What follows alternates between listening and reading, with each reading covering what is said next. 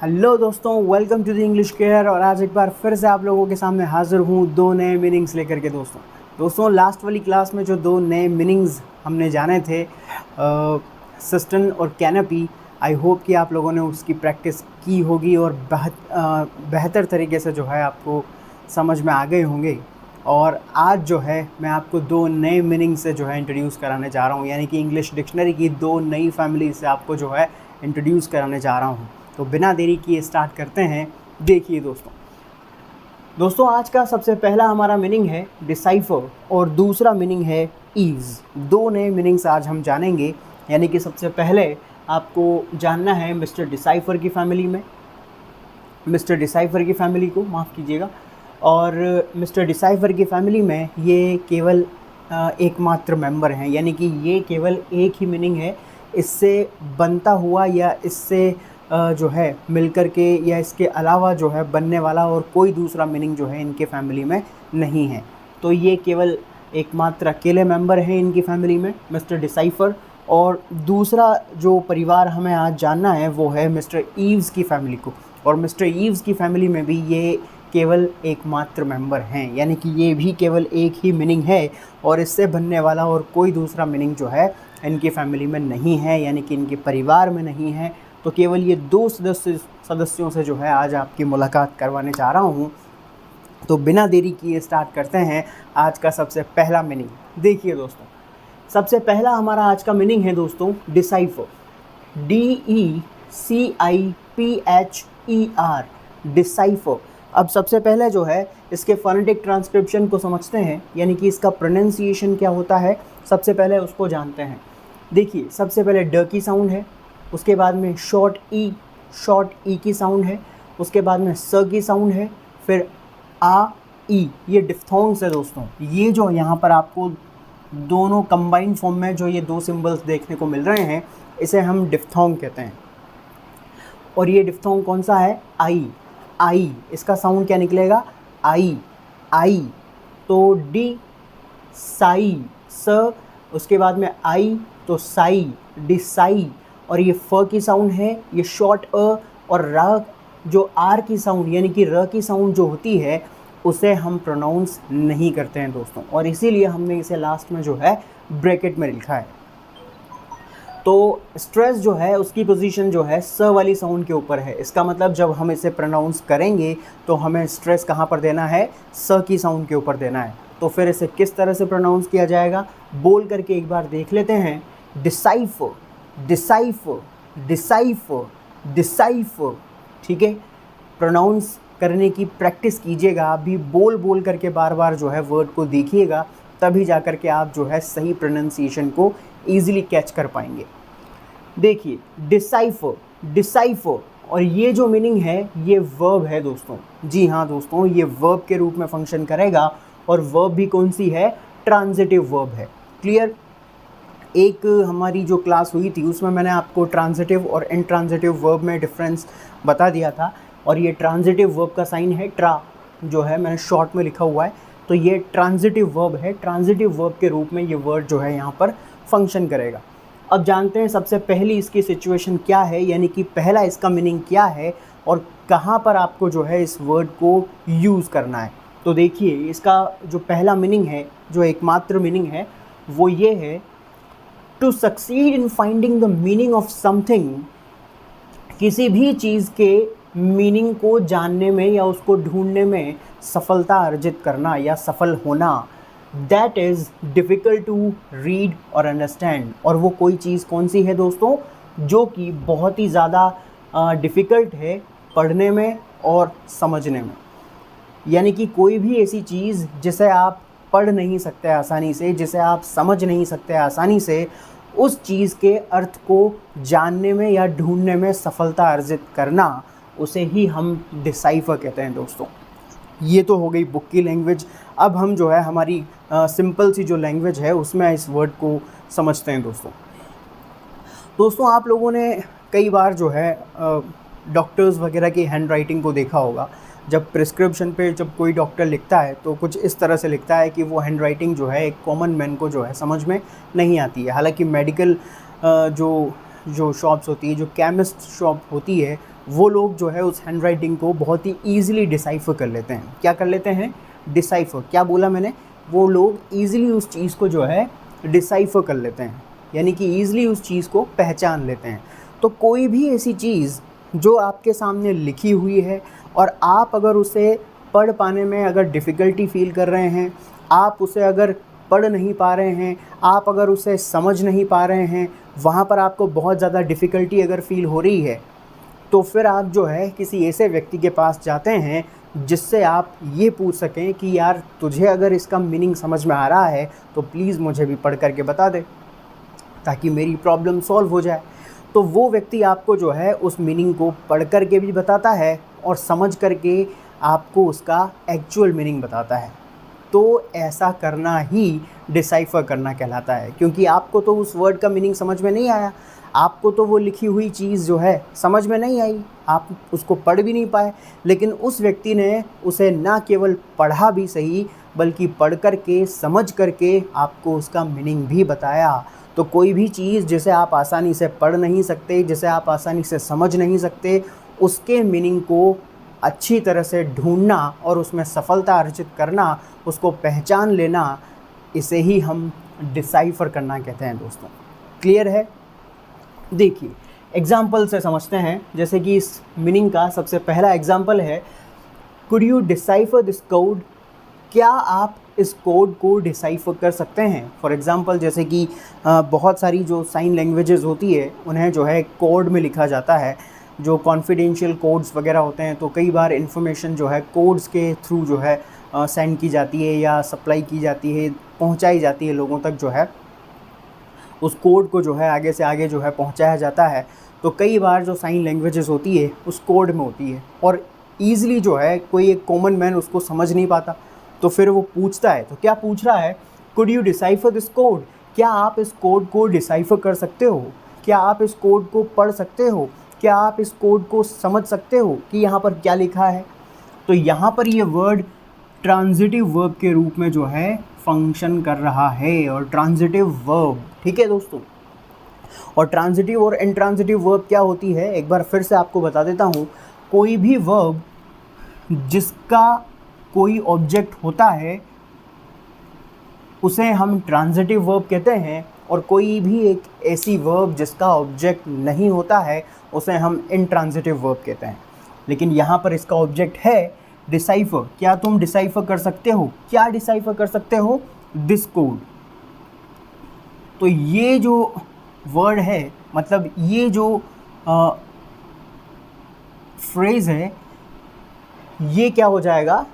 ये इसका ऑब्जेक्ट हो जाएगा, और ये जब ऑब्जेक्ट होगा तो ये जो है ट्रांजिटिव वर्ब कहलाएगी। क्लियर है? तो ये वर्ड यहाँ पर ट्रांजिटिव वर्ब के रूप में फंक्शन कर रहा है और ये इसका ऑब्जेक्ट हो जाएगा। क्लियर? सेकेंड एग्जाम्पल पर आते हैं। दूसरा एग्जाम्पल है, he couldn't decipher the doctors hand writing. अब वही एग्जाम्पल जो मैंने अभी अभी आपको दिया था। फॉर एग्ज़ाम्पल जैसे कि कोई व्यक्ति जो है डॉक्टर को कंसल्ट करने के लिए उसके क्लिनिक पर गया, उसने जो है अपना पूरा चेकअप करवाया। चेकअप के बाद डॉक्टर ने जो है प्रिस्क्रिप्शन पर जो है मेडिसिन्स वगैरह लिख करके दी। अब उस व्यक्ति ने जो है उसको पढ़ने की कोशिश तो की, डॉक्टर की हैंड राइटिंग को। अब मैं क्या कहने जा रहा हूँ समझिएगा। उसने डॉक्टर की हैंड राइटिंग को डिसाइफर करने की कोशिश तो की, यानी कि to find the meaning he tried. It means he tried to find the meaning of doctors hand writing. उसने डॉक्टर की हैंड राइटिंग की मीनिंग को समझने की कोशिश की, जानने की कोशिश की, उसका मीनिंग को ढूंढने की कोशिश की, but he couldn't decipher the doctors hand writing. लेकिन वो डॉक्टर की हैंड राइटिंग को डिसाइफर नहीं कर पाया।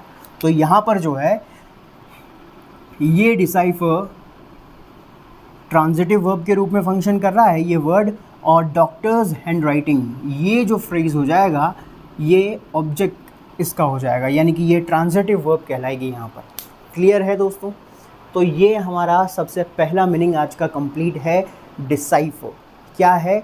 Decipher, decipher. क्लियर है? देखिए तो ये जो है वर्ब है। अब सबसे यस इसके बाद में दूसरे मीनिंग पर बढ़ने से पहले हम इसके फॉर्म्स के बारे में पढ़ लेते हैं कि इसकी जो अलग अलग फॉर्म्स होती है, क्योंकि वर्ब की अलग अलग फॉर्म्स होती है, first form, second form, third form, किस तरह से प्रेजेंट टेंस में उसे यूज़ करते हैं, किस तरह से पास्ट में उसे यूज़ करते हैं, क्या उसका पास्ट पार्टिसिपल होता है, तो उसे भी एक बार हम समझ लेते हैं। जैसे कि वर्ड हमारे पास है डिसाइफर। डिसाइफर दोस्तों, जब इस वर्ड को हम प्रेजेंट सिंपल टेंस में यूज़ करेंगे तो वहाँ पर हम जो है SCIS लगाते हैं। आप सभी इस चीज़ को अच्छी तरह से जानते होंगे। तो जब हम इसमें SCIS लगाएंगे तो उस समय इसका प्रोनाउंसिएशन क्या बन जाएगा, डिसाइफर्स। डिसाइफर्स, क्योंकि जो S लगेगा वो ज़ की साउंड देगा यहाँ पर, तो डिसाइफर्स। और जो वर्ड स्ट्रेस की पोजीशन है वो स वाली साउंड के ऊपर ही रहेगी। डिसाइफर्स, डिसाइफर्स, डिसाइफर्स, डिसाइफर्स। क्लियर। इसके बाद में ये तो हो गया वर्ड प्रेजेंट सिंपल में। अब इसकी फर्स्ट फॉर्म को देखते हैं। इस वर्ड की फर्स्ट फॉर्म क्या होती है, डिसाइफर। डिसाइफर। और इसका प्रोनाउंसिएशन मैंने यहाँ पे लिखा हुआ है, यानी कि इसका फोनेटिक ट्रांसक्रिप्शन मैंने यहाँ पे लिखा हुआ है, तो सेम ही रहेगा बिल्कुल एकदम। इसके बाद में इसकी सेकंड जो फॉर्म होगी इस वर्ड की वो होगी डिसाइफर्ड। डिसाइफर्ड।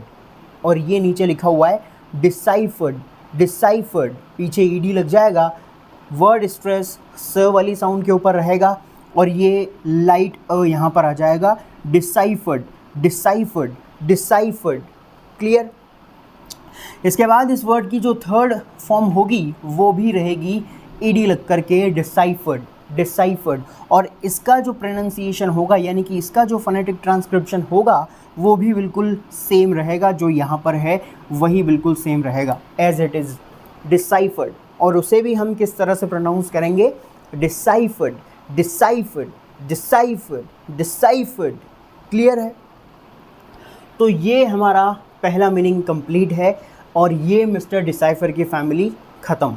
अब मिस्टर डिसाइफर के घर से बाहर निकल करके इनके पड़ोसी जो हैं मिस्टर ईव्स, इनकी फैमिली से मिलने चलते हैं, यानी कि इनके परिवार को जानते हैं कौन कौन है इनकी फैमिली में। लेकिन बाहर तो बोर्ड लगा हुआ है मिस्टर ईव्स, तो देखते हैं इनकी फैमिली में कौन कौन है। हालांकि इनकी फैमिली में ये एकमात्र मेंबर हैं। ठीक है, चलिए अंदर। सेकेंड मीनिंग है हमारा दोस्तों ईव्स। Eaves, EAVES, eaves. इसका फोनेटिक ट्रांसक्रिप्शन यानी कि इसका प्रोनाउंसिएशन क्या होगा, ई। ये शॉर्ट ई की साउंड है, माफ़ कीजिएगा ये लॉन्ग ई की साउंड है, क्योंकि ये पीछे जो है डबल डॉट्स भी यहाँ पे लगे हुए हैं, तो ये लॉन्ग ई की साउंड है, ये व की साउंड है, ये ज की साउंड है। और जो स्ट्रेस है वो ई वाले जो है साउंड के ऊपर लगा हुआ है। तो क्या हम इसको प्रोनाउंस करेंगे, eaves, eaves, eaves, eaves, eaves. Clear.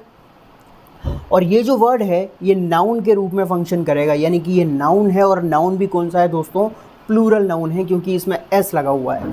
तो ये नाउन है और प्लूरल नाउन के रूप में ये वर्ड यहाँ पर फंक्शन करेगा। इसके बाद में अब हम जानते हैं इसके मीनिंग को।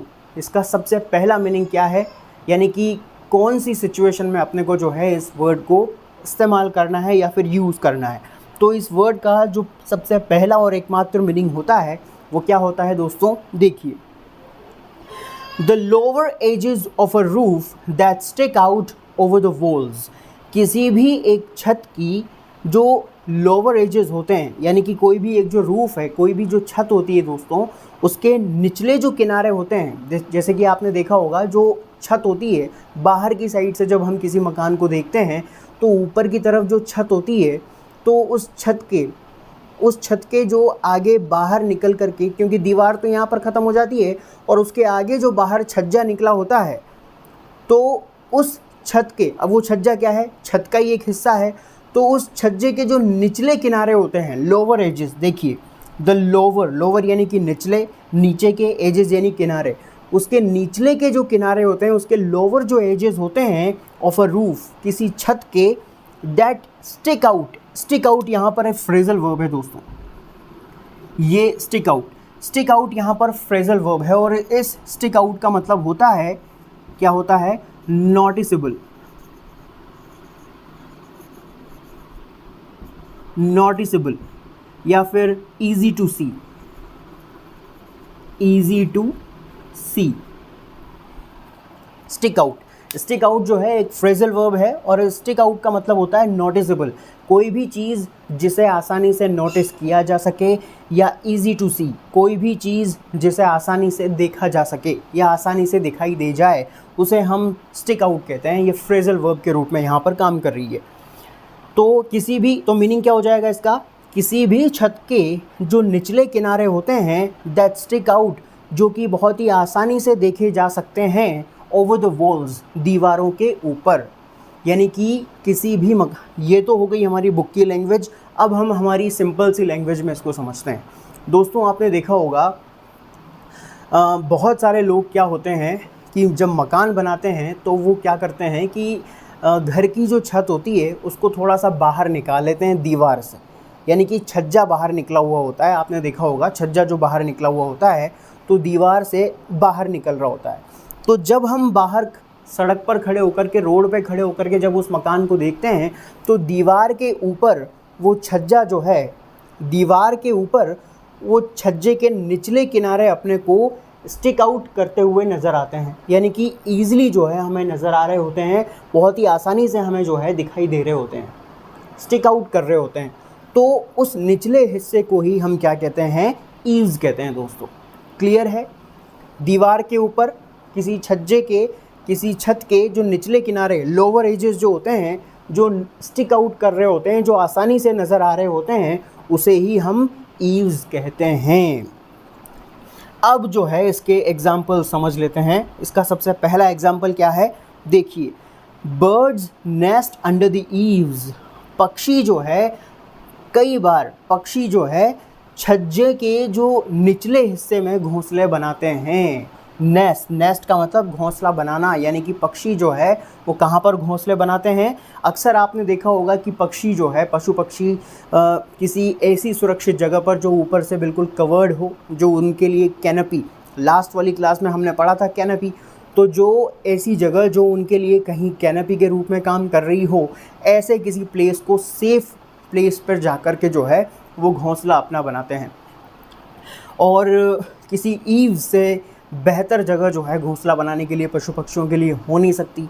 तो इसीलिए हमने क्या कहा है, birds nest under the eaves. पक्षी जो है अक्सर घोंसला कहाँ बनाते हैं, किसी ईव्स के नीचे बनाते हैं, यानी कि किसी छज्जे के नीचे। आपने देखा होगा कई बार पशु पक्षियों के घोंसले जो है बने हुए होते हैं। तो ईव्स यहाँ पर जो है नाउन के रूप में काम कर रहा है दोस्तों।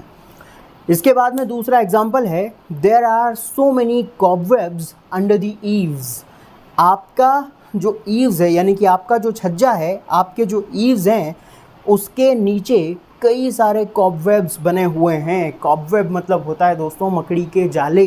यानी कि आपने देखा होगा दिवाली के टाइम पर जब हम साफ़ सफाई कर रहे होते हैं तो छज्जे के नीचे, कोने में, हर जगह जो है हम साफ़ सफाई करते हैं, चढ़ाई करके, स्टूल वगैरह पे चढ़ करके जो, और जब हम पहुंच रहे होते हैं, जब साफ़ कर रहे होते हैं तो वहाँ बहुत सारे अपने को जो है मकड़ी के जाले वगैरह दिखाई देते हैं, तो उसे हम कॉबवेब कहते हैं दोस्तों, कॉबवेब।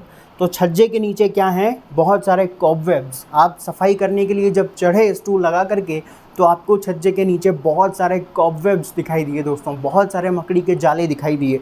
तो there are so many cobwebs under the eaves. और इस तरह ये वर्ड यहाँ पर नाउन के रूप में फंक्शन कर रहा है। क्लियर है दोस्तों? ये हमारा आज का दूसरा मीनिंग कंप्लीट है।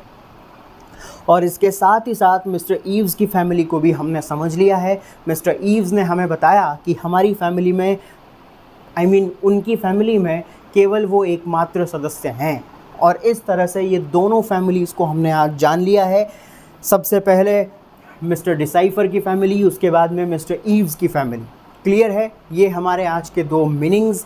अब आपको जो है इन्हें लिख लेना है, स्क्रीनशॉट लेना है तो स्क्रीनशॉट ले लीजिएगा, लेकिन नोट डाउन ज़रूर कर लीजिएगा, क्योंकि ये इन्फॉर्मेशन प्रत्येक व्यक्ति के लिए जो पढ़ाई कर रहा है, जो अपने इंग्लिश स्पीकिंग स्किल्स को डेवलप करना चाहता है, कंपटीशन एग्ज़ाम्स की तैयारी करने वाले जो बच्चे हैं, क्योंकि इंग्लिश का भी बहुत बड़ा पार्ट जो है कहीं ना कहीं हर एग्ज़ाम में रहता ही रहता है, तो उन सभी के लिए जो है ये चीज़ इम्पोर्टेंट है, ये कंटेंट जो है इम्पोर्टेंट है। चलिए ठीक है, उम्मीद करता हूँ आपको समझ में आया होगा।